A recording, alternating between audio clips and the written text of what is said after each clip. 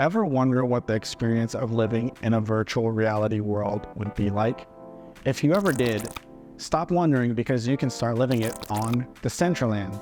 Decentraland has developed an Ethereum-powered platform where people worldwide can connect, create, and exchange assets or valuable tokens in an eco-friendly virtual environment. Decentraland is a Web3 virtual reality-based platform enabling users to connect over 3D or 2D interface.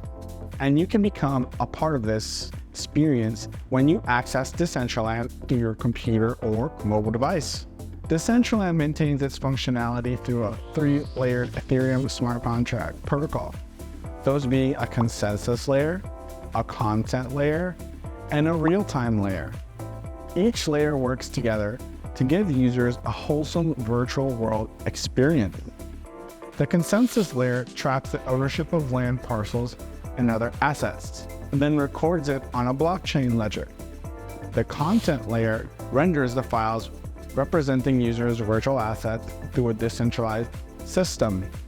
And finally, the real-time layer allows users to establish peer-to-peer connections for interacting and exchanging assets on Decentraland, aka land parcels, or as they are commonly called, NFTs.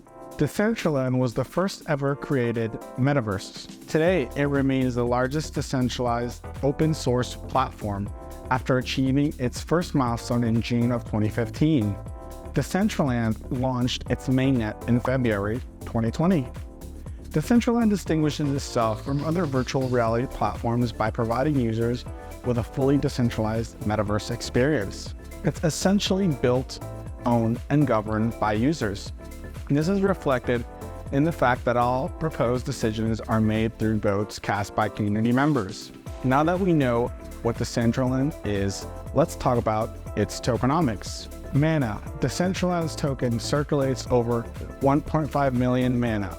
It has a total supply of 1.8 billion mana. The market cap is over $700 million. In August of 2017, Decentraland started its initial coin offering. The funding round there raised $25.5 million with an average sale price of 0.028 cents. Later in October of 2018, $500,000 was raised. The Mana tokens were sold more expensive for 0.073 cents. According to ICOdrops.com, Decentraland has returned roughly 16.88x since ICO. However, if you take the all-time high into consideration, the returns are far higher than that. Now that's a lot if you ask me. But Decentraland is a Web3 project, and the way its tokens are used is different from other cryptocurrencies. Decentraland has 2 crypto tokens on its platform. These tokens are known as Land and Mana. The Land token is a non-fungible token NFT, designed to remain on Decentraland. Land also represents the ownership of assets on Decentraland. Therefore, with enough land tokens, you can create and purchase services. Also parcels of land and several other assets that give you access to the whole virtual reality experience.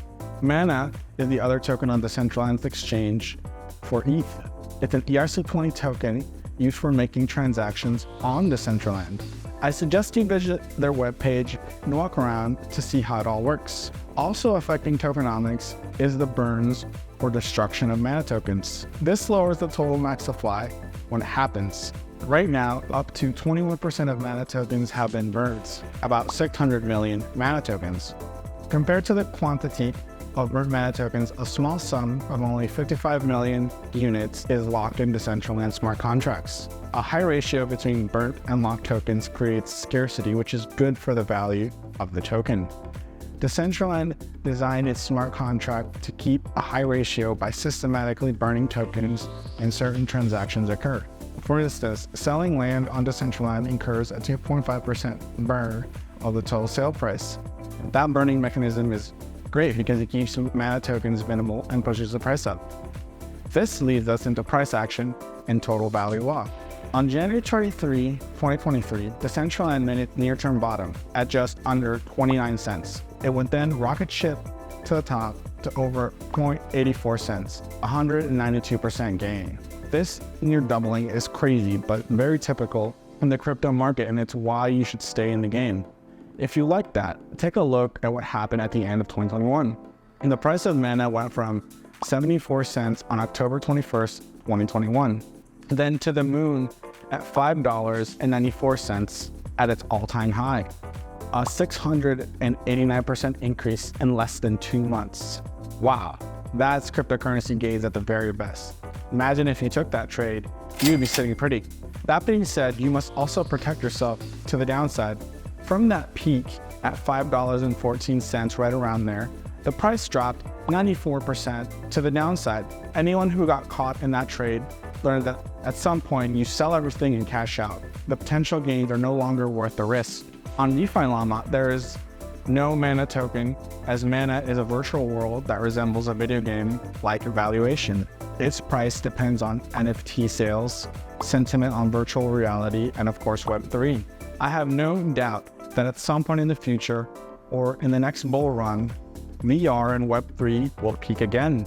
Often leading those peaks are technological milestones, and that brings us to our next topic, technology. According to the Decentraland white paper, the project has an architecture system of 3 layers, a consensus layer, a content layer, and a real-time layer, which we spoke about earlier. Also very important are the payment channels. Also, the identity systems for the land parcels. The payment channels of the Decentraland use low trust hub and spoke payment channel networks that allow for fast payments and low cost transactions. These payment channels also help ensure that users can conveniently make in-world purchases and utilize the P2P server on Decentraland. The aim of the payment channel is less complications during an interaction, allowing for smooth in-game purchases.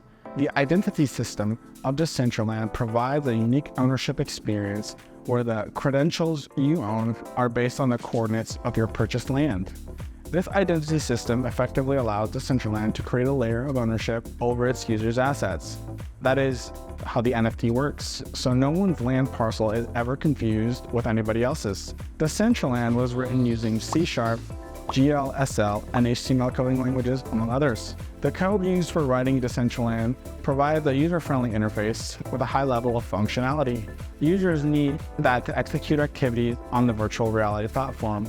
All of this innovation was done at the end of the day by regular people. So why don't we talk about Decentraland's ecosystem and the developers who built it? Decentraland was developed by 2 Argentine developers, Ariel Meliich and Esteban Ordano.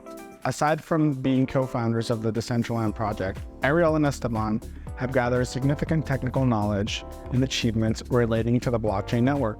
Ariel studied philosophy at the University of Buenos Aires. He then obtained a Bachelor's of Science in Neuroscience from Hunter College. After completing his studies, Ariel worked as a market research analyst at CRV and co-founded Benich, an IT service and consulting company based in his home country of Argentina.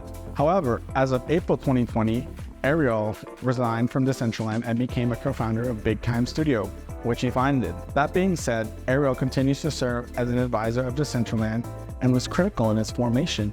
Esteban studied software engineering and information technology at the Instituto Tecnológico de Buenos Aires. Interestingly enough, he interned at Google. He played key roles on several crypto projects, such as BitPay Wallet, Smart Contract Solutions, and Polygon.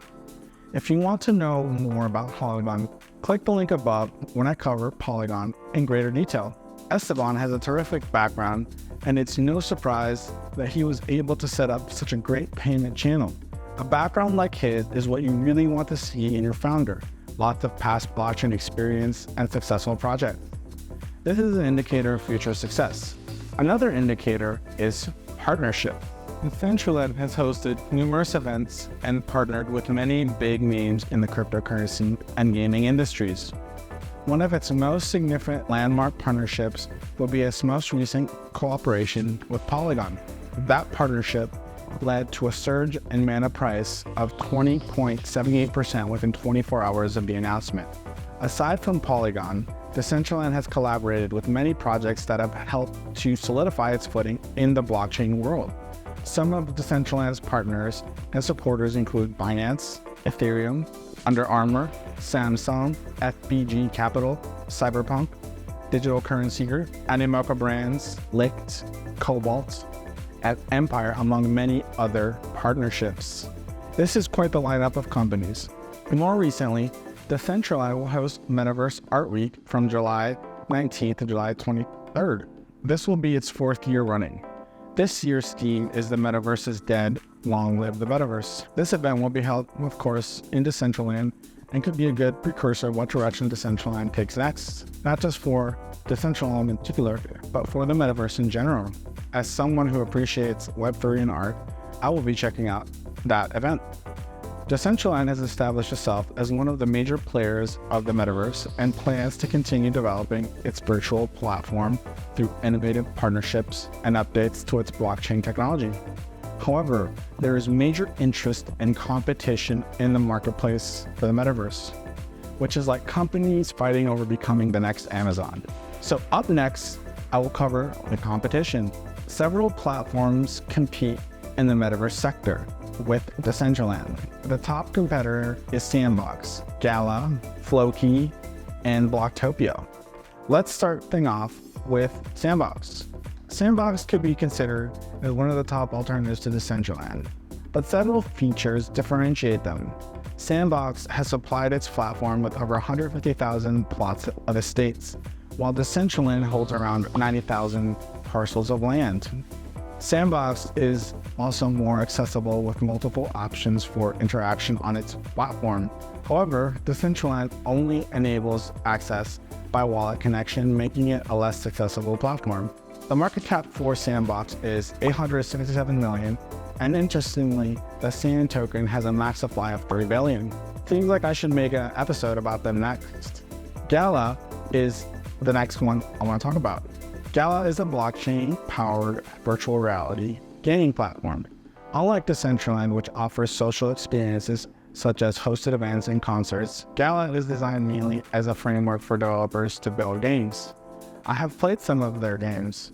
You can go to ev.io and play a first-person shooter for free, which I do from time to time. Gala's market cap is $661 million, and according to CoinGecko, has a max supply of 50 billion tokens, which is more than Sandbox. Next on the list is Floki. Many people think of Floki Inu as a dog-themed unicorn, but it's more than that. Floki Inu aims to create an NFT gaming metaverse, NFT merchandise, NFT marketplace, and an educational platform. You can tell from their aims that they plan to compete with Decentraland, so I consider them as an alternative to using Decentraland. They have a market cap of 240 million, a total max supply of 10 trillion tokens. Most of that is already in circulation. Finally, on a list of Decentraland competitors, we have Blocktopia. Blocktopia is another metaverse platform with blockchain technology, but with a different environment. Unlike Decentraland, where users buy parcels of land, Blocktopia users can buy floor space from a 21st century building. Blocktopia is in development, and its growth will also leave room for profit. The project continues to be successful, right? Besides buying floor spaces, users can trade, interact, and play games against each other or simply learn about crypto. Since it's still in development, the only known stat is that it has 200 million token supply.